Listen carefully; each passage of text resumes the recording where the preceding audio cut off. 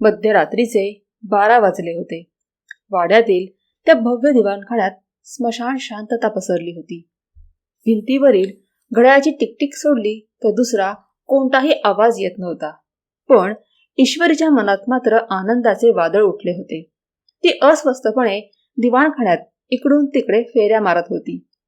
तिच्या हातात एक पांढरा लिफाफा होता, ज्यात बंद असलेली एक रिपोर्ट तिच्या 5 वर्षांच्या वनवासाला पूर्णविराम देणार होती. तिच्या चेहऱ्यावर असा काही आनंद ओसंडून वाहत होता की जणू काही आज तो लिफाफा तिला जगातील सर्व सुख देणार आहे. तिने पुन्हा एकदा सोफ्यावर बसलेल्या आपल्या सासूबाईंकडे, सुलोचनाबाईंकडे पाहिले. सुलोचनाबाई डोळ्यांवर चष्मा लावून काहीतरी वाचत होत्या, पण अधूनमधून ईश्वरीच्या अस्वस्थ हालचालींकडे बघून त्याही थबकल्या. शेवटी न राहून सुलोचनाबाई म्हणाल्या, "अगं ईश्वरी, बास कर आता. किती फेऱ्या मारशील? घड्याळाच्या दोलकासारखी इकडून तिकडून काय फिरतेस? येईल वरद आता. व्यवसायाच्या मीटिंगमध्ये उशीर झाला असेल त्याला.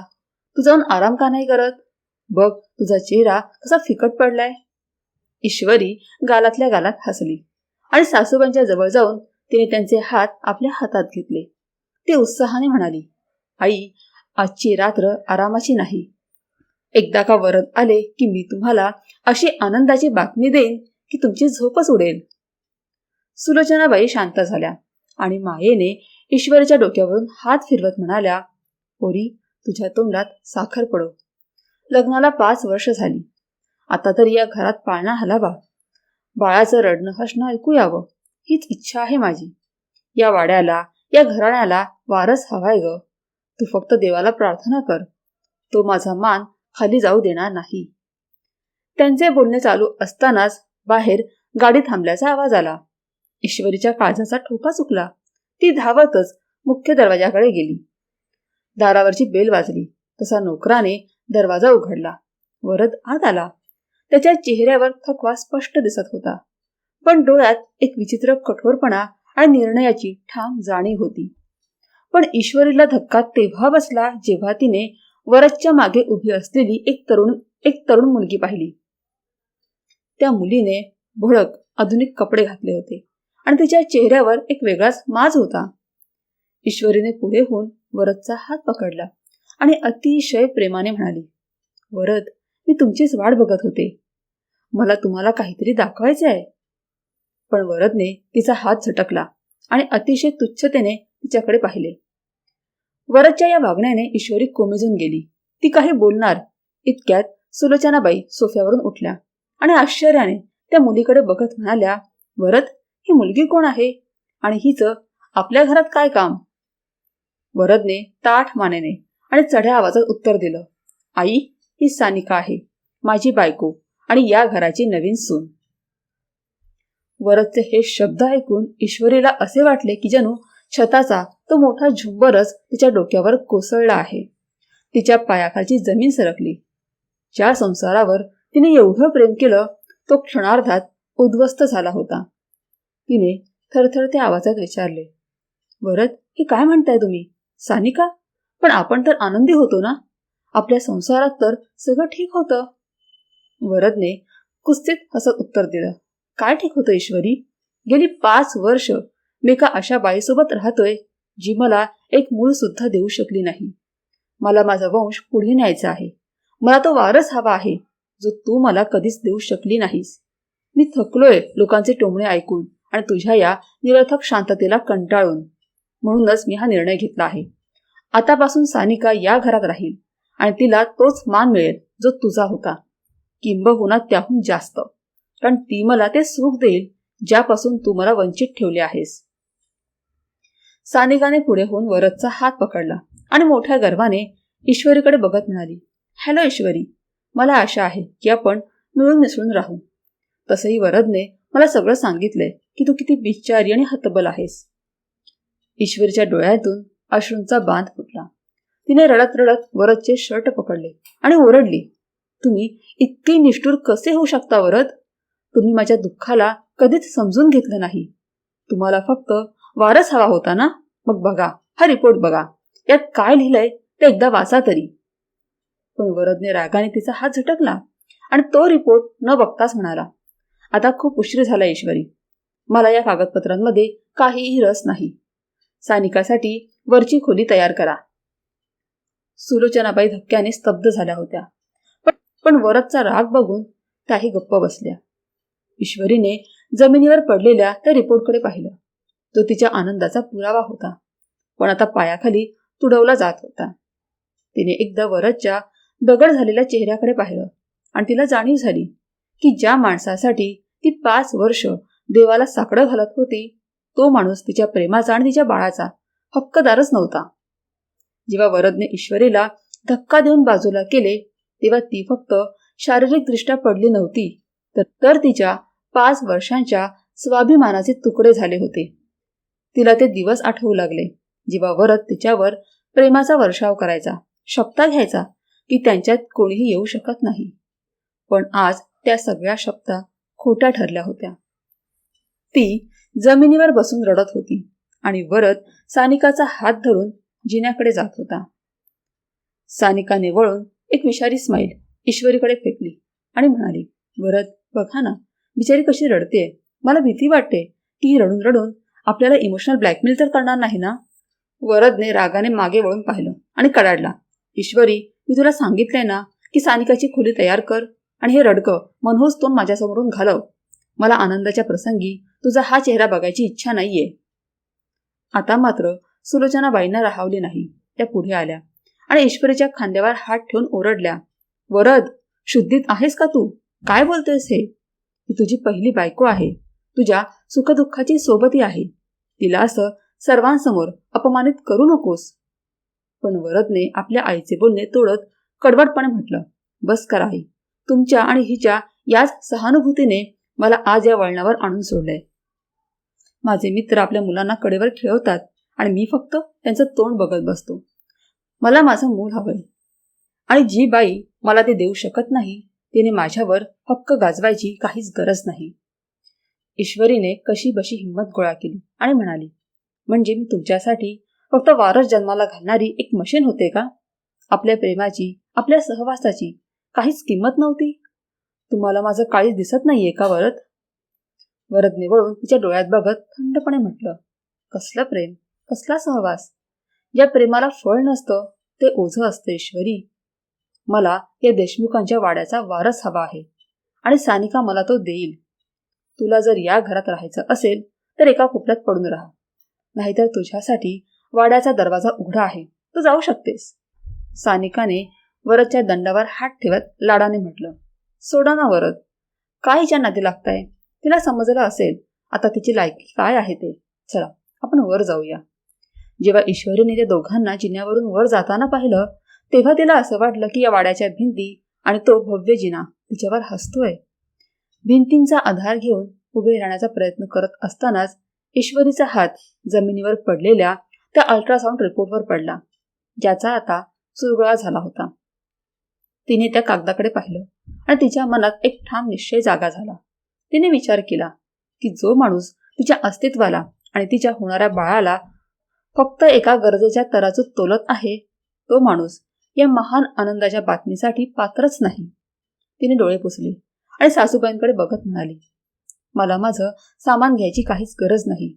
मी या वाड्यातून काहीही घेऊन जाणार नाही, पण जिथे माझी किंमतच राहिली नाही तिथे त्या सामानाची काय किंमत? या घरात माझा स्वाभिमानच राहिला नाही तर दागिने आणि कपडे कशाला? सुलोचनाबाईंनी रडतच तिला अडवलं आणि म्हणाल्या, नको ईश्वरी, इतक्या रात्री कुठे जाशील तू? तुझ्या आईचं घर तर कित्येक वर्षांपासून बंद पडलंय. तिथे ना वीज असेल ना पाणी. तू एकटी कशी राहशील तिथे? हे घर तुझं सुद्धा आहे. वरद रागात आहे, त्याचा राग शांत झाला की तो मानेल. तू कुठेही जाऊ नकोस. ईश्वरीने शांतपणे पण तितक्याच ठामपणे उत्तर दिलं, आई, जो माणूस दुसऱ्या बाईचा हात धरून उभा राहून आपल्याच बायकोला वांजपणाचे टोमणे देऊ शकतो, तो कधीच मानणार नाही.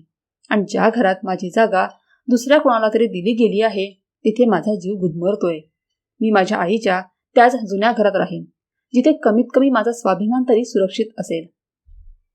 तिने आपला पदर नीट केला आणि दरवाजाकडे चालू लागली. घराचे जुने आणि विश्वासू नोकर पांडू काका पुढे आले आणि म्हणाले, सुनबाई थांबा, मी गाडी काढतो. दादांना कळलं की तुम्ही चालत गेलात तर ते खूप रागावतील. ईश्वरीने एक दीर्घ उसासा टाकला आणि म्हणाली, पांडू काका, आता तुमच्या दादांना काहीच फरक पडत नाही. मी निघून गेले काय किंवा मेली काय, आता त्यांच्या आयुष्यात सानिका आली आहे. त्यांना त्यांची सोबती मिळाली आहे. तिने कोणाचाही न ऐकता वाड्याचा उंबरठा ओलांडला. बाहेर येताच रात्रीच्या थंड हवेच्या झपाट्याने तिचे स्वागत केले. रस्त्यावर सामसूम होती आणि आकाशात ढग दाटून आले होते. तिला आठवलं की 5 वर्षांपूर्वी ती याच उंबरठ्यावरून नवी नवरी म्हणून घरात आली होती आणि आज याच उंबरठ्यावरून तिला एखाद्या गुन्हेगारासारखे बाहेर पडायला लागत होते. तिने हळूच आपल्या पोटावर हात ठेवला आणि आपल्या होणाऱ्या बाळाशी मनातल्या मनात बोलली, बाळा, तू घाबरू नकोस. तुझी आई आहे ना. आपण आपली एक नवी दुनिया बनवू, जिथे कोणीही आपल्याला त्रास देणार नाही, कोणी तुझ्याकडे तुष्यतेने बघणार नाही. ती पायीच आपल्या आईच्या जुन्या घराकडे निघाली. वाड्यापासून काही मैल अंतरावर एका अरुंद गल्लीत ते घर होतं. चालताना तिचे पाय दुखत होते, पण मनाची जखम इतकी खोल होती की तिला शारीरिक त्रासाची जाणीवच होत नव्हती. मुख्य रस्त्यावर आल्यावर तिला एक रिक्षा मिळाली आणि ती आपल्या घराकडे रवाना झाली. जेव्हा ती आपल्या आईच्या घरापाशी पोहोचली तेव्हा दरवाजाच्या कुलुपाला गंज लागला होता. 3 वर्ष झाली होती हे घर बंद होऊन. तिचे बाबा तर ती लहान असतानाच गेले होते आणि आईच्या मृत्यूनंतर वरदने तिला इथे येण्यापासून रोखले होते. सुखाच्या ओघात तिलाही कधी या घराची आठवण आली नव्हती. वरदच्या घरात तिला जगातली सगळे सुख मिळाले होते. प्रेमाच्या आणाभाका घेणारा तिचा नवरा तिला अशा प्रकारे रस्त्यावर आणेल याचा तिने स्वप्नातही विचार केला नव्हता. पण आज नशिबाने तिला जोरदार तडाखा दिला होता. तिने हळूच पडलेला एक दगड उचलला आणि ताकदीने तो गंजलेल्या कुलुपावर मारला. कुलूप तुटले. ती आत गेली तेव्हा धूळ आणि शांततेचे साम्राज्य पसरले होते. ती तिथल्या एका जुन्या खुर्चीत बसली आणि तिने एक मोठा श्वास घेतला. तिने विचार केला, आजपासून माझ्या आयुष्याची नवीन सुरुवात होईल, जी कोणाचीही लाचार नसेल. तिने खोलीची खिडकी उघडली तर बाहेर हलका पाऊस सुरू झाला होता. जणू निसर्गही तिच्या दुःखात सहभागी होत होता. ईश्वरीने पक्के ठरवले होते की ती यापुढे वरदचे नावही घेणार नाही. ती आपल्या बाळाला एकटी वाढवेल आणि त्याला एक असा माणूस बनवेल जो स्त्रीचा आदर करेल. तिने कोपऱ्यात ठेवलेला आपल्या आईचा देवारा उघडला आणि देवाच्या मूर्तीसमोर डोकं टेकवून ती ओक्साबोक्शी रडू लागली. तिचं जग उद्ध्वस्त झालं होतं, पण तिची हिंमत तुटली नव्हती. तिला माहीत होतं की वरदला जेव्हा सत्य समजेल तेव्हा खूप उशीर झालेला असेल आणि तोपर्यंत ती त्याच्या आयुष्यातून खूप दूर निघून गेली असेल. रात्रीचा उरलेला वेळ तिने देवाच्या प्रार्थनेत घालवला आणि सकाळच्या पहिल्या किरणांसोबत तिने आपल्या नवीन प्रवासाची तयारी सुरू केली. तिला आता कोणाच्याही आधाराची गरज नव्हती, कारण तिच्या उदरात एक नवीन जीव वाढत होता, जो तिची ताकद आणि जगण्याचे एकमेव कारण बनणार होता. ती आपल्या गळ्यातील मंगळसूत्राकडे बघायची आणि मग पोटावरून हात फिरवायची. जणू आता ते बाळच तिचं सर्वस्व होतं आणि वरदसाठी तिच्या आयुष्यात आता कोणतीही जागा उरली नव्हती. दुसरीकडे वाड्यातही रात्र शांततेत गेली नाही.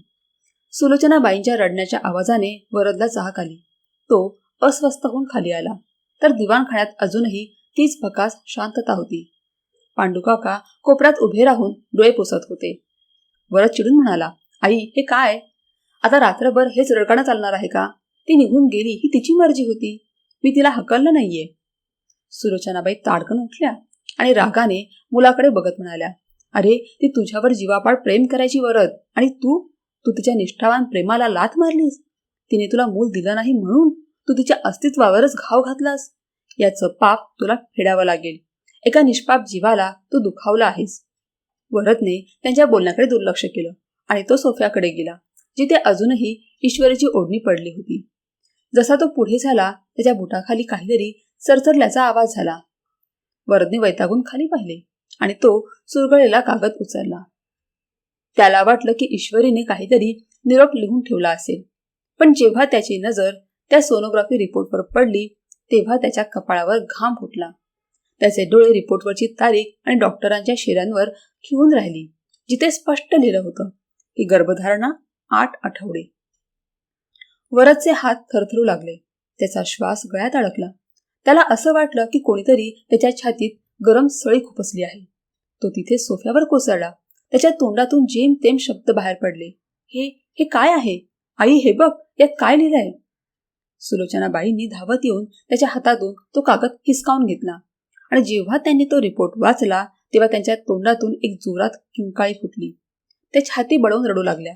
हाय रे देवा, माझी लेक, ती तर मला हीच आनंदाची बातमी देणार होती. माझ्या 5 वर्षांच्या नवसाला फळ आलं होतं आणि तू तू तिला सवतीची बातमी दिलीस. माझ्या नातवाला तू घराबाहेर काढलंस. नराधमा, वरद, तू तर उद्ध्वस्त झालास रे. माझ्या बाळा, तू स्वतःच्या रक्ताला, स्वतःच्या वारसाला धिक्कारलंस. सुलोचनाबाईंचा आक्रोश वाढत घुमत होता. वरदचे डोके बधीर झाले होते. त्याला ते क्षण आठवू लागले जेव्हा ईश्वरीने कळवळून म्हटले होते, वरद, निदान या रिपोर्टमध्ये काय लिहिलंय ते तरी बघा. आणि त्याने न बघताच तिचा हात झटकला होता. सानिका, जी नुकतीच जिन्यावरून खाली उतरली होती, हे दृश्य बघून गोंधळली. ती घाबरून म्हणाली, वरद, काय झालं? तुम्ही असे का बसलात? वरदने लाल बुंद डोळ्यांनी सानिकाकडे पाहिले आणि रागाने ओरडला, गप्प बस. सानिका, तुझ्यामुळे मी माझ्या आयुष्यातला सर्वात मोठा आनंद गमावला आहे. ईश्वरी आई होणार होती आणि मी तिला घरातून हकलवून दिलं. सानिकाच्या चेहऱ्यावरचा रंग उडाला. ती तोतऱ्या स्वरात म्हणाली, पण वरद, हे कसं शक्य आहे? कदाचित हा रिपोर्ट खोटा असेल. बस कर, तोंड बंद ठेव तुझं. ती खोटं बोलत नव्हती. मी आंधळा झालो होतो. वरद त्वेषाने उठला आणि गाडीच्या चाव्या उचलल्या. पांडुकाका दारातून म्हणाले, दादा, ते त्यांच्या जुन्या घरी गेले असतील. वरदने गाडी सुरू केली आणि वेगाने ईश्वरीच्या घराच्या दिशेने निघाला. त्याचे मन करत होते की तिथून उडून जावे, ईश्वरीच्या पाया पडून माफी मागावी. तो रस्त्यावर स्वतःला शिव्या घालत होता. का नाही थोडा धीर धरला मी? 5 वर्ष वाट बघितली, पण अजून थोडे दिवस का नाही थांबलो? जेव्हा वरद ईश्वरीच्या पडक्या घरासमोर पोहोचला तेव्हा गेट बंद होतं. त्याने जोरात दरवाजा बडवायला सुरुवात केली. ईश्वरी, दरवाजा उघड. मला माहित आहे तू आत आहेस. मला माफ कर ग. माझ्याकडून खूप मोठी चूक झाली. मी तो रिपोर्ट बघितलाय. प्लीज एकदा बाहेर ये. काही वेळानंतर आतून ईश्वरीचा थंड आणि भावनाशून्य आवाज आला. वरदराव, आता इथे काय घ्यायला आला आहात? तुम्हाला वारस हवा होता ना? मग जा आपल्या नवीन बायकोकडे. तुम्हाला वारस हवा होता. माझ्या आणि माझ्या बाळाकडे तुमचं काहीही काम नाही. वरद रडत म्हणाला, ईश्वरी, देवासाठी असं करू नकोस. ते बाळ माझं सुद्धा आहे. तो देशमुखांचा वारस आहे. मी तुम्हाला वाड्यात घेऊन जायला आलोय. ईश्वरी आतून कडवटपणे हसली आणि म्हणाली, वारस? तुम्हाला फक्त वारसाची चिंता आहे वरदराव, त्या बाईची नाही, जिने 5 वर्ष तुमचा अपमान आणि तुमच्या नातेवाईकांचे टोमणे सहन केले. ज्या दिवशी तुम्ही सानिकाचा हात धरून मला घरातून बाहेर काढलत त्याच दिवशी तुम्ही तुमच्या वारसावरचा हक्कही गमावलात. आता हे बाळ फक्त माझं आहे. त्याचा बाप केव्हाच मेला. वरदने दरवाजावर डोकं आपटलं. ईश्वरी, मी सगळं ठीक करेन. मी सानिकाला सोडून देईन. तू फक्त एकदा माझं म्हणणं ऐक. ईश्वरीने रोखठोक उत्तर दिलं. वरदराव, एका बाईला घटस्फोट देऊन दुसरीला घरात आणणं आणि मग दुसरीला काढून पुन्हा पहिलीची मनधरणी करणं, हा तुमच्या वाड्याचा खेळ असू शकतो, माझ्या आयुष्याचा नाही. मी पुन्हा त्या वाड्यात पाऊलही ठेवणार नाही जिथे माझ्या मातृत्वाचा सौदा केला गेला होता. आता तुम्ही इथून निघून जा, नाहीतर मी आत्ताच्या आत्ता लोकांना गोळा करेन. वरद तिथेच उंबरठ्यावर कोसळला. आज त्याला पहिल्यांदाच जाणीव झाली की जेव्हा पुरुषाचा अहंकार स्त्रीच्या स्वाभिमानाशी आदळतो तेव्हा विजय नेहमी स्वाभिमानाचाच होतो. आतून कोणतेही उत्तर आले नाही. ईश्वरीने मौनाची अशी भिंत उभी केली होती की जी वरदच्या पश्चातापाच्या अश्रूंनी पडणारी नव्हती. तो रिकाम्या हाताने जड पावलांनी गाडीकडे परतला. त्याला वाटलं तो वाड्याचा मालक नाही तर जगातील सर्वात दरिद्री माणूस आहे, ज्याने स्वतःच्या हाताने आपले नंदनवन उद्ध्वस्त केले आहे. त्याने वळून शेवटचे त्या तुटक्या दरवाजाकडे पाहिले जिथे त्याच्या आयुष्यातली सर्व आनंद बंदिस्त होता आणि तो बाहेरच्या अंधारा रस्त्यावर एकाकी उभा होता. आता पश्चातापाची आग त्याला आयुष्यभर जाळणार होती. ईश्वरीने त्याला माफ करण्यास साफ नकार दिला होता आणि ही त्याच्या शिक्षेची फक्त सुरुवात होती. वाड्याचे वातावरण आता पूर्वीसारखे राहिले नव्हते. जिथे कधी ईश्वरीच्या अस्तित्वाचा सुगंध असायचा तिथे आता सानिकाचे कारस्थान आणि कलह होता. जेव्हा वरद पराभूत होऊन रिकाम्या हाताने परतला तेव्हा सानिका दिवाणखाण्यात सोफ्यावर आरामात पडून नखांना नेलपॉलिश लावत होती. तिने वरदला विस्कळीत अवस्थेत पाहिलं आणि कुस्तीतपणे म्हणाली, काय मग, मिळाली का ती पतिव्रता बायको, जिने तुमचा भर बाजारात तमाशा करण्यात काहीच कसर सोडली नाही? वरदने तिच्याकडे रागाने पाहिलं आणि ओरडला, सानिका, जिभेला लगाम घाल. ती गरोदर आहे. माझ्या बाळाची आई होणार आहे ती, आणि मी तिला अशा अवस्थेत त्या पडक्या घरात सोडू शकत नाही. सानिका आरामात उठली, वरदच्या जवळ गेली आणि त्याच्या खांद्यावर हात ठेवून अत्यंत धूर्तपणे म्हणाली, अहो, तुम्ही इतके भोळे कसे असू शकता?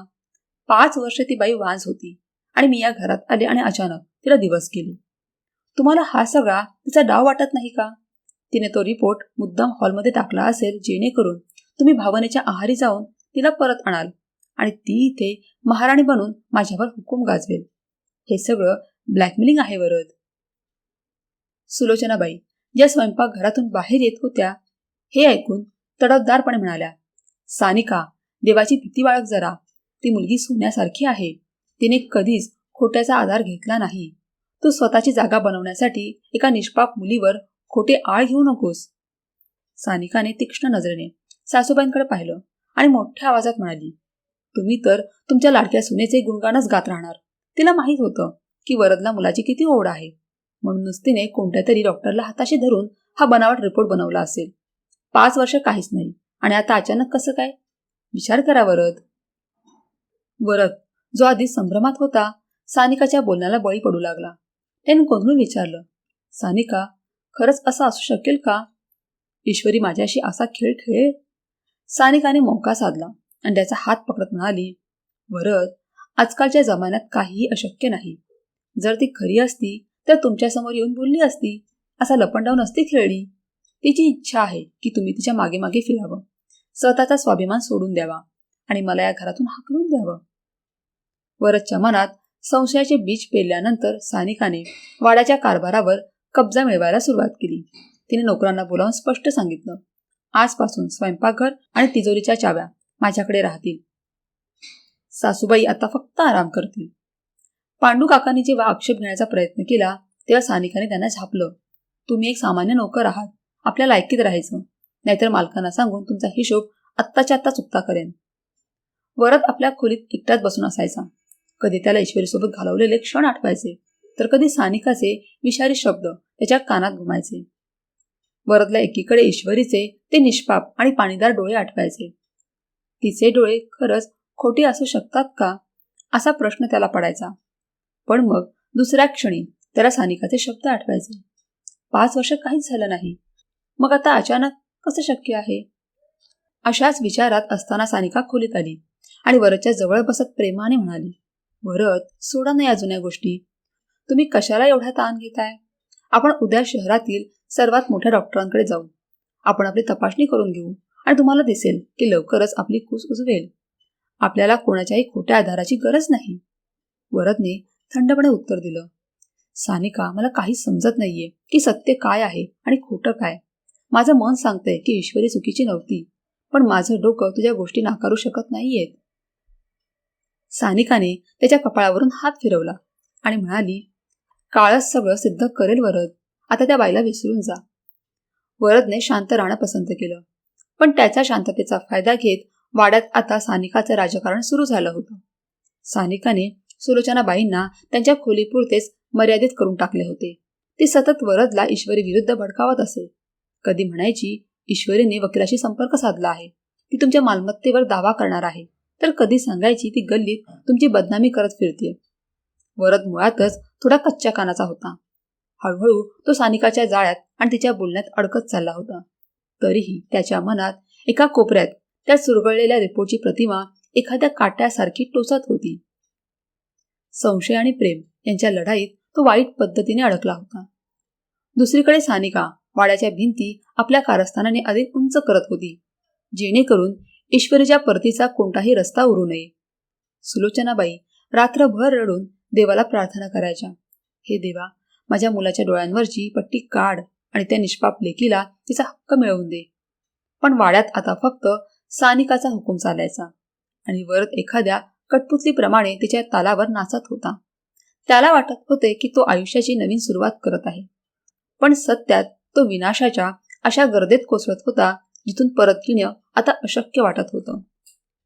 सानिकाने वाड्यातील जुन्या आणि विश्वासू नोकरांना एक एक करून कामावरून काढायला सुरुवात केली होती, जेणेकरून ईश्वरीचा कोणताही हितचिंतक घरात उरू नये आणि वरद पूर्णपणे तिच्या मुठीत राहावा. हे राजकारण इतकं खोल होतं की वरदला जाणीवही झाली नाही की तो स्वतःचा वंश आणि खरा आनंद संशयाच्या बळी चढवत आहे. ईश्वरीसाठी मात्र वस्तीतले ते छोटेसे पडके घर एखाद्या किल्ल्यापेक्षा कमी नव्हते, जिथे तिने आपल्या स्वाभिमानाचा पाया रचला होता. जेव्हा सकाळच्या उन्हाचे पहिले किरण त्या तुटक्या खिडकीतून आत येत, तेव्हा ती आपल्या सुजलेल्या डोळ्यांनी उठायची आणि देवाचे लाख आभार मानायची की तिची अब्रू शाबूत आहे. तिने वस्तीतील बायकांचे कपडे शिवण्याचे काम सुरू केले होते. एके दिवशी शेजारच्या एका बाईने, विमल काकूंनी, तिला विचारलं, पोरी, तू इतकी नाजूक आहेस, देशमुखांच्या वाड्याची सून असून तू हे शिलाईचं काम का करतेस? वरदरावाने तुला पोटगी किंवा खर्चाला काहीच दिलं नाही का?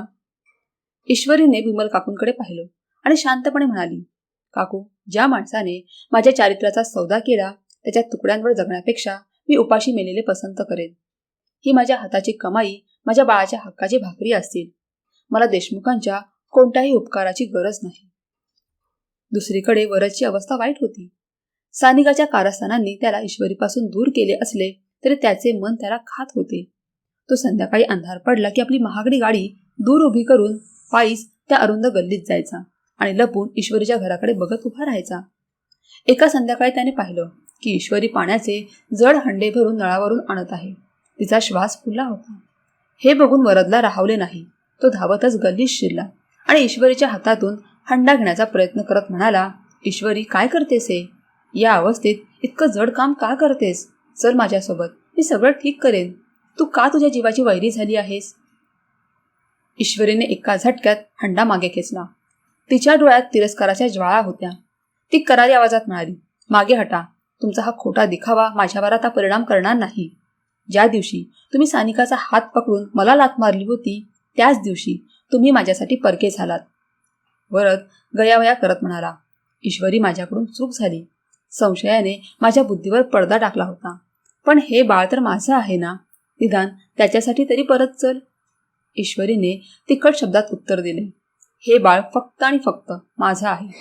वरदरावांसाठी तर हा खोटा रिपोर्ट होता ना. आता कोणत्या तोंडाने बापाचा हक्क मागायला आलात? लक्षात ठेवा, याच्या नशिबात तुमचे नाव कधीच नसेल.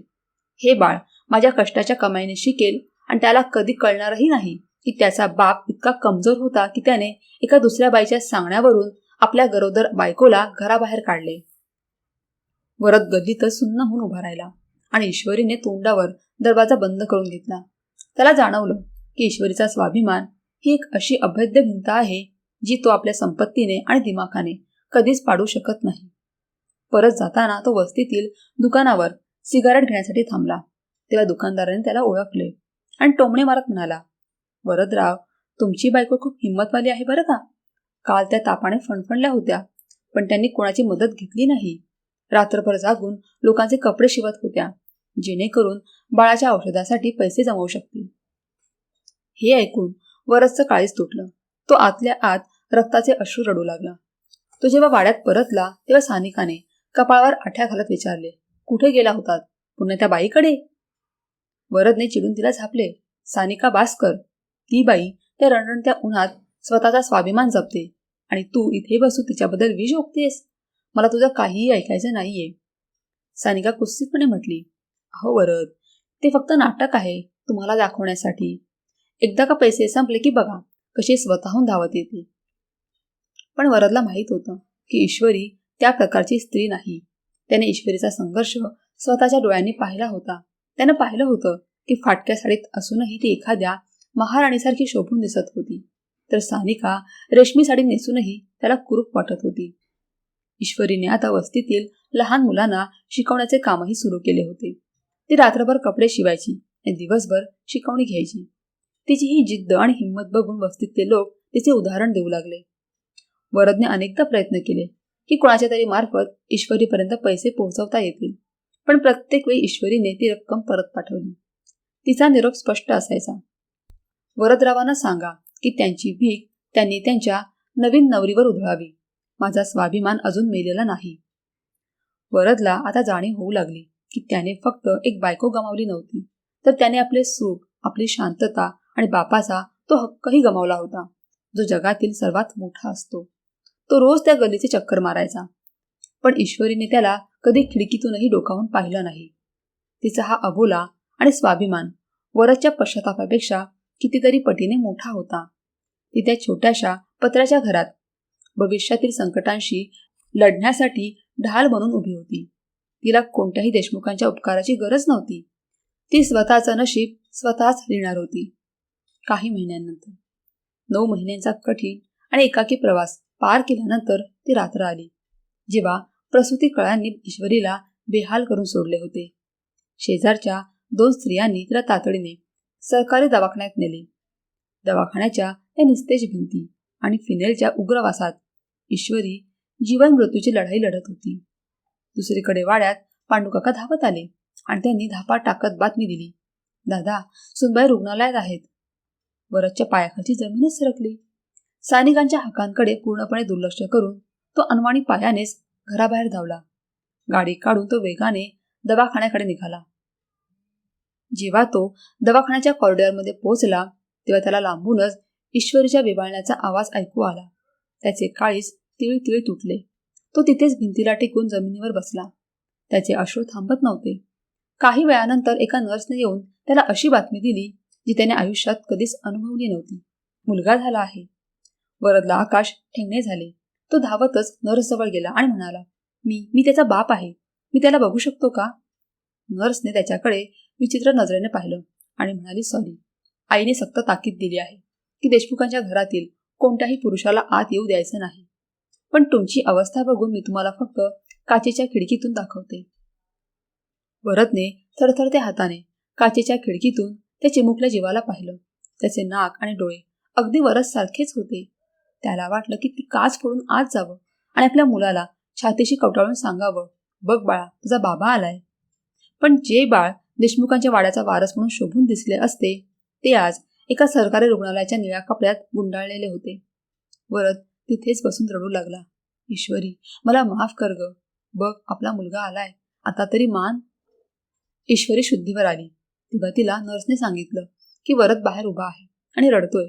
तेव्हा ईश्वरीने कठोर आवाजात नर्सला सांगितलं, सिस्टर, बाहेर जा आणि त्या माणसाला सांगा की त्याचा वारस देशमुखांच्या वाड्यात सैनिकाच्या पोटी जन्माला येईल. हे माझं बाळ आहे आणि त्याचं नाव देशमुख नाही तर फक्त ईश्वरीचा आरव असेल. जेव्हा वरदने हे ऐकलं तेव्हा तो वेड्यासारखा खोलीत घुसण्याचा प्रयत्न करू लागला, पण तिथल्या सुरक्षा रक्षकांनी त्याला अडवलं. तो ओरडला, तुम्ही काय करत आहात? ते माझं रक्त आहे. त्याच्या नसांमध्ये देशमुखांचं रक्त आहे. तुम्ही त्याला माझं नाव देण्यापासून कसं रोखू शकता? ईश्वरीने अशक्त असूनही आपल्या आवाजात पूर्ण ताकद एकवटून उत्तर दिलं, वरदराव, रक्ताचं नातं तेव्हाच बनतं जेव्हा माणुसकी जिवंत असते. तुम्ही तर त्याच दिवशी या रक्ताला नापाक आणि खोटं ठरवलं होतं जेव्हा तो माझ्या उदरात आकार घेत होता. आता हा फक्त माझा अहंकार नाही तर माझा अभिमान आहे आणि मी अशी दुनिया बनवेन जिथे तो फक्त माझ्या नावाने ओळखला जाईल. तुमच्या वाड्याच्या उंच भिंती माझ्या मातृत्वाचा झालेला अपमान पचवू शकत नाहीत. वरदने हताश होऊन आईला, सुलोचनाबाईंना बोलावले, ज्या कोपऱ्यात उभ्या राहून रडत होत्या. त्याने पुढे येऊन आपल्या मुलाच्या खांद्यावर हात ठेवला आणि म्हणाल्या, वरद, आता खूप उशीर झालाय. जे बी तू पेरलं होतंस आज तेच उगवलंय. या पोरीने जी दुःख एकटीने सोसली आहेत त्याचा हिशोब तू देऊ शकत नाहीस. इतकेच सानिका तिथे आली. हा सगळा प्रकार बघून ती चिडून म्हणाली, वरद, चला इथून. तिने तर आधीच ठरवलंय की तिला तुमची गरज नाही, मग कशाला तुम्ही स्वतःचा अपमान करून घेताय? वरदने सानिकाला जोरात झटका दिला आणि कडाडला, गप्प बस सानिका. तुझ्या या विषारी जिभेने मला बर्बाद केलंय. आज मी ते हरलोय, कोणासमोर नाही तर स्वतः समोर. नर्सने इशारा केला आणि सुरक्षा रक्षकांनी वरदला बळजबरीने कॉरिडॉरमधून बाहेर काढले. तेव्हा त्याचे आर्त चित्कार रुग्णालयाच्या भिंतीवर आदळत होते. तो वारंवार ओरडत होता, तो माझा मुलगा आहे, तर देशमुखांचं नाव द्या, तो आरव देशमुख आहे. पण ईश्वरीने आपल्या मुलाला छातीशी कवटाळले आणि त्याच्या कानात हळूच कुरकुरली. तिने त्याला जवळ घेतलं आणि पुटपुटली, माझ्या बाळा, तू देशमुख नाही बनणार. तू एक चांगला माणूस बनशील, कारण देशमुखांची हृदये दगडाची असतात. वरद बाहेर हुंकी देत होता. त्याला जाणवत होतं की देवाने त्याला ती खुशी दिली जी त्याने मागितली होती, पण त्याला त्या आनंदाचा हकदार मानलं नाही, जो पाप बनूनही पोरका झाला होता. त्याच्या वाड्याचा वारस आता एका छोट्याशा भाड्याच्या घरात ईश्वरीच्या मांडीवर वाढणार होता, जिथे त्याला बापाचं नाव देणंही गुन्हा मानलं जाईल. त्याला जाणीव झाली की ईश्वरीच्या स्वाभिमानाने त्याला किती खुजे केले आहे. तो श्रीमंत असूनही भिकारी बनला होता आणि ईश्वरी गरीब असूनही जगातली सर्वात श्रीमंत आई झाली होती, कारण तिच्याकडे ते सत्य होतं जे वरदने गमावले होते. आणि इथून पुढे येणारा प्रत्येक दिवस वरदसाठी एक शिक्षा ठरणार होता, कारण त्याला माहीत होतं की त्याचा मुलगा या शहराच्या हवेत श्वास घेईल, पण तो त्याला कधीच माझा म्हणून हाक मारू शकणार नाही. ईश्वरीला दवाखान्यातून सुट्टी मिळताच तिने बाळाला आपल्या पदरात लपवले आणि वरदच्या नजरेतून वाचवून टॅक्सीमध्ये बसून निघून गेली. वरद तिच्या मागे धावला, पण ती धुळीचे लोट उडवत टॅक्सीसह त्याच्यापासून खूप दूर निघून गेली होती. जणू ती त्याच्या आयुष्यातून कायमची निघून गेली होती. आता वाड्यात फक्त सन्नाटा आणि वरदच्या मनातील ती तडप उरली होती, जी कधीच संपणार नव्हती.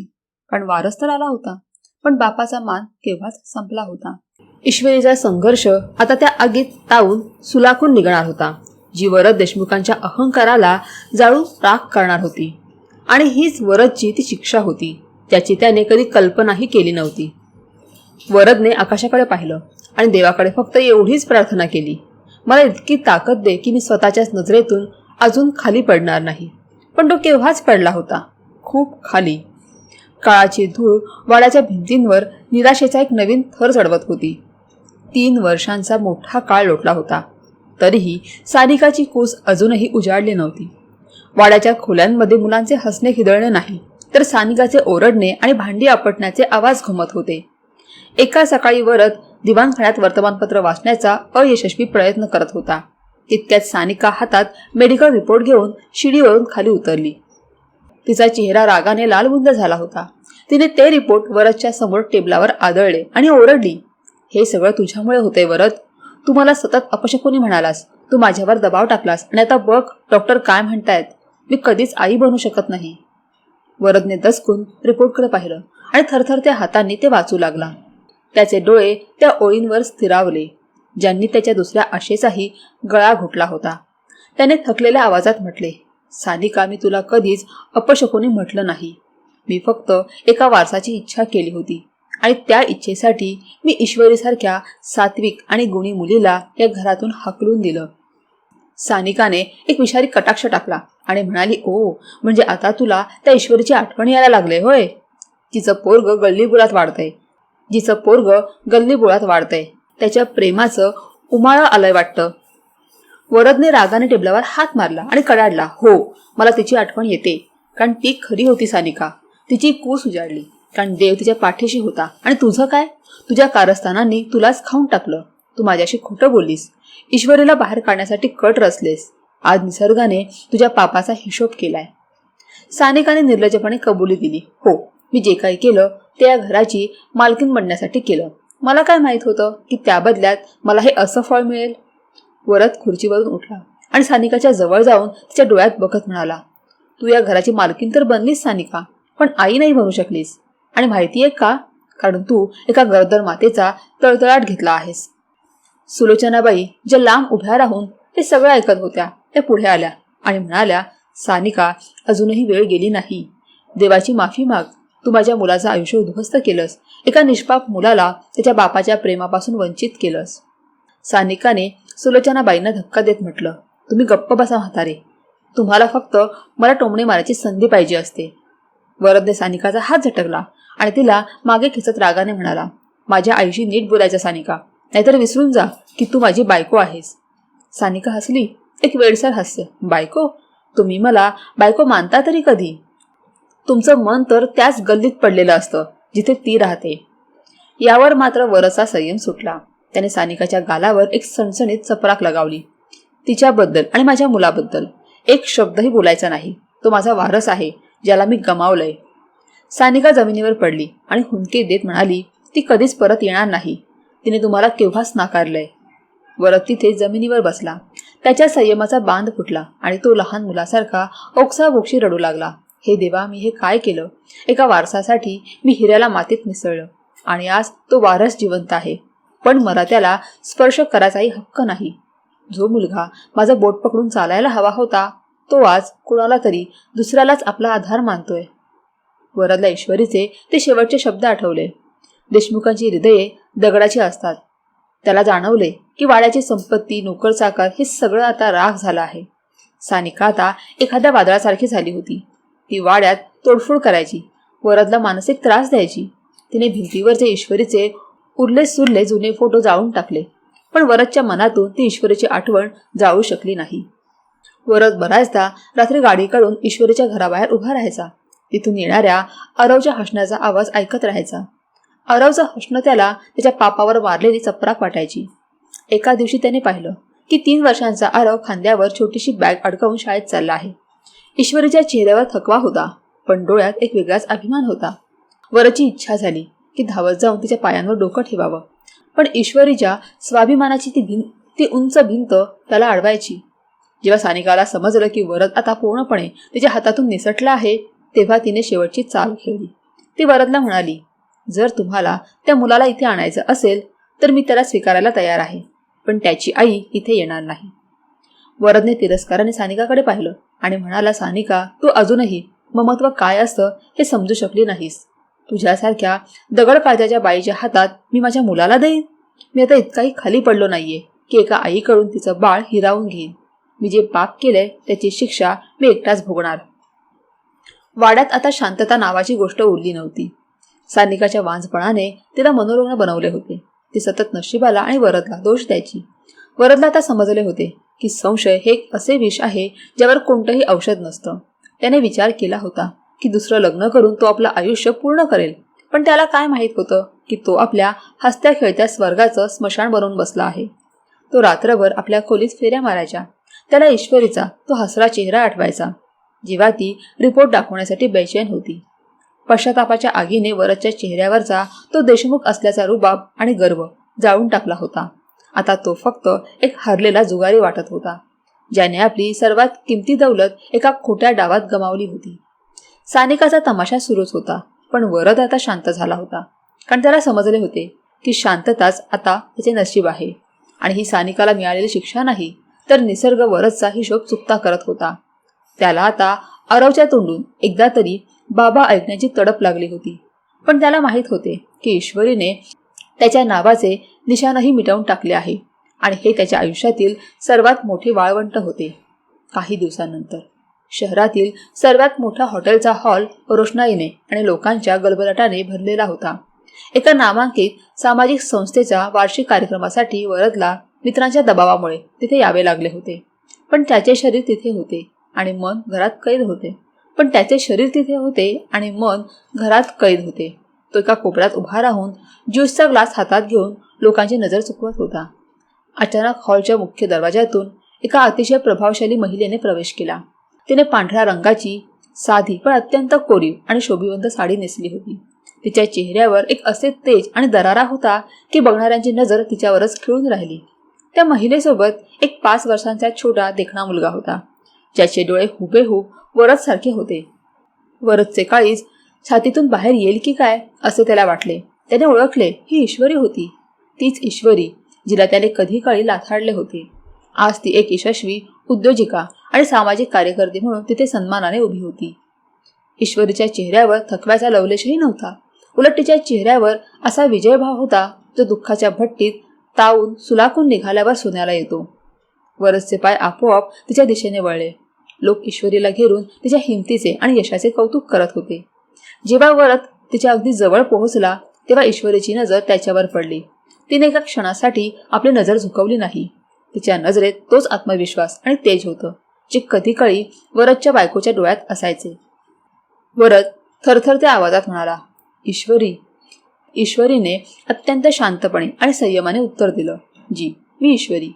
आज मी माझ्या कष्टाच्या जोरावर इथे उभी आहे, कोणाच्या नावाच्या आधारावर नाही. वरदने आरवच्या दिशेने हात पुढे करण्याचा प्रयत्न केला तेव्हा आरव घाबरून आईच्या पदरामागे लपला. वरदच्या डोळ्यात पाणी आलं. तो गयावया करू लागला, ईश्वरी, मला माफ कर. मी माझं आयुष्य नरक बनवून घेतलं आहे. सानिकाने मला कुठल्याच लायकीचा ठेवला नाही. माझा वाडा उजाडला. मला फक्त एकदा माझ्या मुलाला मिठी मारू दे. मी तुझ्याकडे भीक मागतो. ईश्वरीने आरवच्या डोक्यावरून हात फिरवला आणि वरदच्या डोळ्यात डोळे घालून करारी स्वरात म्हणाली, वरदराव, तुम्हाला वंश हवा होता ना? तुम्हाला तुमचा वारस हवा होता ना, मग बघा, हा घ्या तुमचा वारस तुमच्या समोर उभा आहे. आता अजून काय हवंय तुम्हाला? तुमचा अहंकार अजूनही शांत नाही का? त्या दिवशी तुम्हाला फक्त मुलगा हवा होता. रक्ताच्या नात्याची तुम्हाला किंमत नव्हती. वरद गुडघ्यावर बसला. नाही ईश्वरी, मी हारलो. मी सगळं काही तुमच्या नावावर करून देईन. तू फक्त परत ये. ईश्वरीने एक कडवट हास्य केलं आणि म्हणाली, वरदराव, तुम्ही ज्या महालाची ऑफर मला देत आहात ना, त्याच्या पायात माझा अपमान गाडला गेला आहे. मला तुमचा महल नको. मला माझं ते छोटंसं फुलपाखरासारखं घरच प्रिय आहे, जिथे आम्ही सन्मानाने आणि शांततेने श्वास घेतो. वरद तिथेच पुतळ्यासारखा उभा राहिला आणि ईश्वरी त्याला एखाद्या जिवंत प्रेतासारखं मागं सोडून आरोला घेऊन पुढे निघून गेली. पण हे सगळं लांब उभी राहून सानिका बघत होती. ती वरदचा पाठलाग करत तिथे आली होती. सानिकाच्या मनात मत्सराची आग भडकली. तिने पाहिलं की वरद पूर्णपणे ईश्वरीच्या प्रेमात आणि पश्चातापात बुडाला आहे. तिने विचार केला, जर हा मुलगाच राहिला नाही तर वरद ईश्वरीकडे जाणार नाही. कार्यक्रम संपल्यावर जेव्हा ईश्वरी पार्किंगच्या दिशेने जात होती आणि आरव थोडा पुढे धावत होता, तेव्हा सानिकाने संधी साधून आपल्या भाडोत्री गुंडांना इशारा केला. एका काळ्या रंगाची वेगवान गाडी आरवच्या दिशेने सुसाट आली. ईश्वरीच्या तोंडातून किंकाळी फुटली, आरव! पण ती गाडी आरवला धडकणार त्याआधीच वरद, जो सानिकाच्या हालचालींवर लक्ष ठेवून होता, विजेच्या वेगाने धावला. त्याने आरवला जोरात धक्का देऊन बाजूला केलं आणि स्वतः गाडीच्या समोर आला. एक मोठा धमाका झाला. वरद कित्येक फूट दूर फेकला गेला. रस्त्यावर रक्ताचा सडा पडला. आरव सुरक्षित होता, पण वरद बेशुद्ध पडला होता. ईश्वरी वेड्यासारखी वरदकडे धावली आणि तिने त्याचे रक्तबंबाळ डोके आपल्या मांडीवर घेतले. वरदने अर्धवट उघड्या डोळ्यांनी ईश्वरीकडे पाहिलं आणि विवळत विचारलं, ईश्वरी, बघ, मी माझ्या मुलाला वाचवलं ना? आता तरी मी त्याला माझा म्हणू शकतो का? ईश्वरीचे अश्रू वरदच्या जखमांवर पडू लागले. ती ओरडली, वरद, डोळे उघडा, तुम्हाला काही होणार नाही, ॲम्ब्युलन्स येतेय. वरदने थरथरते हाताने आरवचा हात पकडण्याचा प्रयत्न केला. बाळा, आता बाबाला माफ कर. मी तुझ्या आईला खूप दुःख दिलंय. सानिका, जी लांब उभी राहून हे सगळं बघत होती, पोलिसांनी बघून पळून जाण्याचा प्रयत्न करू लागली, पण लोकांनी तिला पकडले. ईश्वरीने सानिकाकडे बघून संतापाने म्हटलं, सानिका, तू फक्त एका माणसाला नाही तर एका पापाला मारण्याचा प्रयत्न केला आहेस, पण देव त्याच्या माणसांचं रक्षण करतो. रुग्णालयाच्या अतिदक्षता विभागाबाहेर ईश्वरी चिंतेत बसली होती आणि वरदसाठी प्रार्थना करत होती, ज्याने आज स्वतःचा जीव धोक्यात घालून हे सिद्ध केलं होतं की तो खरा बाप आहे. डॉक्टर बाहेर आले आणि म्हणाले, वरदरावांची प्रकृती खूप नाजूक आहे, पण त्यांची जगण्याची इच्छाशक्तीच त्यांना वाचवू शकते. ते शुद्धीत आल्यावर सारखं विचारत आहेत की तो मुलगा ठीक आहे ना? आरवने रडत रडत आईला विचारलं, आई, ते अंकल कोण आहेत ज्यांनी मला वाचवलं? ईश्वरीने रडत आपल्या मुलाला छातीशी कवटाळलं आणि म्हणाली, आरव, ते तुझे बाबा आहेत. तुझे बाबा खूप शूर आहेत. जेव्हा वरदला शुद्ध आली तेव्हा त्याने आपल्या उशाशी ईश्वरीला बसलेलं पाहिलं. त्याने अत्यंत क्षीण आवाजात विचारलं, ईश्वरी, तू मला माफ नाही करू शकत का? ईश्वरीने शांतपणे त्याचा हात हातात घेतला आणि म्हणाली, स्वतःच्या जीवाची बाजी लावून तुम्ही माझा विश्वास जिंकला आहे. वाड्यात परत यायचं की नाही हे वेळ ठरवेल. वरदने ओठांवर हसू आणत म्हटलं, मला वाडा नको ईश्वरी, मला फक्त तुम्ही दोघे हवे आहात. मग ते तुझं छोटं घर का असेना, मी तिथे तुझ्या पायाशी बसेन. सानिकाला तिच्या पापांची शिक्षा मिळाली होती. ती आता गजाड होती आणि तुरुंगाच्या पश्चातापात आगीत जळत होती निसर्गाने तिला तिच्या कर्माचे फळ दिले होते. जेव्हा आरवने पहिल्यांदा वरदला बाबा म्हणून हाक मारली तेव्हा वरदला वाटलं की त्याचं आयुष्य पूर्ण झालं. त्याला जाणवलं की नात्यांमध्ये अहंकार बाजूला ठेवणं हीच सर्वात मोठी कुर्बानी असते आणि हा धडा त्याला खूप महागात पडला होता. जेव्हा वरदला रुग्णालयातून डिस्चार्ज मिळाला तेव्हा तो वाड्यात पोहोचला. सानिका जामिनावर सुटून आली होती आणि हॉलमध्ये सोफ्यावर बसून वकिलाशी फोनवर बोलत होती. तिच्या बोलण्यात अजूनही तोच तोरा आणि गर्व होता. वरदने रागाने तिच्या हातातून फोन हिसकावून घेतला आणि भिंतीवर फेकून मारला. सानिका ओरडली, वरद, ही काय वागणूक आहे? वरद कळाडला, ही वागणूक नाही, हा तुझा गुन्हा बोलतोय. पोलिसांनी ज्या गुंडांना पकडलंय, ज्यांनी माझ्या मुलावर गाडी घालण्याचा प्रयत्न केला होता, त्यांनी कबुली दिली आहे की तूच त्यांना पैसे दिले होतेस. सानिकाचा चेहरा पांढरा फटक पडला. ती अडखळत म्हणाली, ते मी फक्त ईश्वरीला घाबरवण्यासाठी केलं होतं. वरदने हात उंचावून तिला थांबवले. बास सानिका, खूप झालं. तू 5 वर्ष माझ्या प्रेमाचा तमाशा केलास, खोटं बोललीस, माझे कान भरलेस. आता एक क्षणही या वाड्यात थांबायचे नाही. आपला संबंध इथेच संपला. चालती हो इथून. सानिकाने आरडाओरडा केला, पण वरदने तिला हाताला धरून वाड्याच्या दरवाजाबाहेर काढले आणि गेट बंद केले. वाडा आता पूर्णपणे शांत होता. वरद त्या भव्य हॉलमध्ये एकटा उभा होता. पण आज त्याला एकटेपणा वाटत नव्हता, कारण त्याला माहीत होतं की ही शांतता एका नवीन वादळाची नाही, तर एका नवीन सुरुवातीची नांदी आहे. वरदच्या आयुष्याचा तो भव्य वाडा आता त्याला एखाद्या रखरखीत वाळवंटासारखा वाटत होता. त्याने ईश्वरीचा एक जुना फोटो उचलला. तो छातीशी कवटाळला आणि लहान मुलासारखा ओक्साबोक्शी रडू लागला. दुसऱ्याच दिवशी सकाळी वरद ईश्वरीच्या त्या छोट्याशा घरापाशी पोहोचला. दरवाजावर टकटक न करताच तो आत गेला आणि थेट ईश्वरीच्या पाया पडला. ईश्वरी गोंधळली. ती 2 पावले मागे सरकत म्हणाली, वरदराव, हे काय करत आहात? उठा, लोक काय म्हणतील? वरदने हुंदके देत म्हटलं, मला लोकांची पर्वा नाही ईश्वरी. मी तुझं आयुष्य उद्ध्वस्त केलंय. मी एका देवीसारख्या माणसाला लाथाडलं होतं. मला माफ कर ग. मी सानिकाला घरातून हकलून दिलंय. आता तो वाडा तुझा आहे. आपलं भविष्य तिथे आहे. ईश्वरीने वरदकडे गंभीर नजरेने पाहिलं आणि त्याला खुर्चीवर बसवत म्हणाली, वरदराव, तुम्हाला काय वाटतं? तुम्ही एकदा माफी मागितली आणि मी सगळं विसरून वाड्यात परत येईन? ज्या ठिकाणी तुम्ही माझा अपमान केला होता, जिथे माझा स्वाभिमान पायदळीत उडवला गेला, ती तुटलेली मनं पुन्हा इतक्या लवकर सहज जोडली जात नाहीत. वरद म्हणाला, मला माहीत आहे ईश्वरी, मी खूप मोठं पाप केलंय. पण आरवला त्याच्या बाबांची गरज आहे. तो रोज माझ्याकडे येण्यासाठी हट्ट करतो. ईश्वरीने एक दीर्घ श्वास घेतला आणि म्हणाली, ठीक आहे. जर तुमची इच्छा असेल की मी परत यावं, तर माझ्या काही अटी आहेत. पहिली अट, मी त्या वाड्यात वरद देशमुखांची बायको म्हणून नाही, तर आरवची आई आणि त्या घराची मालकीन म्हणून गृहप्रवेश करेन. दुसरी अट, तुम्ही तुमची सगळी संपत्ती, वाडा आणि जमीन जुमला आत्ताच्या आत्ता आरवच्या आणि माझ्या नावावर कराल, जेणेकरून भविष्यात तुमचं मन बदललं तरी माझ्या मुलाला आणि मला पुन्हा रस्त्यावर यावं लागणार नाही. आणि तिसरी, सर्वात महत्त्वाची अट, तुम्ही माझ्यावर पती असल्याचा कोणताही अधिकार गाजवणार नाही, कारण तो अधिकार तुम्ही केव्हाच गमावला आहे. वरदने त्वरित उत्तर दिलं, मला सर्व अटी मंजूर आहेत ईश्वरी. तू म्हणशील तसं होईल. फक्त मला तुमच्या सावलीत राहू देत. त्याच रात्री वरदने वकिलाला बोलावून संपत्तीची सर्व कागदपत्रे ईश्वरीच्या नावावर केली. काही दिवसांनंतर जेव्हा ईश्वरी वाड्याच्या उंबरठ्यावर पोहोचली, तेव्हा तिच्या स्वागतासाठी सुलोचनाबाईंनी फुलांचा वर्षाव केला. यावेळी ईश्वरी जेव्हा वाड्यात पाऊल टाकत होती, तेव्हा ती एक लाचार किंवा रडकी स्त्री नव्हती, तर तिच्या चेहऱ्यावर तो रुबाब आणि तेज होते, जे तिला त्या कठीण काळाने दिले होते. वरदने आरवला कडेवर घेतले आणि ईश्वरीकडे बघत म्हणाला, आजपासून हा वाडा तुझा आहे ईश्वरी, आणि मी तुझा एक सामान्य सेवक. मी वंशाच्या हव्यासापोटी तुला गमावलं होतं, पण आज मला समजलं की मुलापेक्षा जास्त महत्त्व हे आपल्या अर्धांगिनीचं असतं. ईश्वरीने हलके स्मित केलं आणि वरदचा हात पकडला. ती म्हणाली, माफी मिळू शकते वरदराव, पण जखमा भरून याला वेळ लागतो. संपत्ती नावावर करून वरदने सिद्ध केलं होतं की तो खरोखर बदलला आहे. आता त्या वाड्याचे वातावरण पूर्णपणे बदलले होते. तिथे आता सानिकाचे कारस्थान नाही, तर ईश्वरीच्या मायेचे राज्य होतं. वरद कामावरून परतताना रोज ईश्वरीसाठी गजरा किंवा फुले आणायचा आणि तिच्यासमोर शांतपणे बसून तिच्याकडे बघत राहायचा. जणू काही तो आपल्या गमावलेल्या प्रेमाला पुन्हा जिंकण्याचा प्रयत्न करत होता. आरव वाड्याच्या बागेत मनसोक्त खेळायचा, बागडायचा. त्याचे हसू वरदच्या जुन्या जखमांवर मलम लावायचे. एका संध्याकाळी जेव्हा ते दोघे टेरेसवर बसून चहा पित होते, तेव्हा वरदने हळूच विचारले, ईश्वरी, तू मला कधी मनापासून माफ करू शकशील का?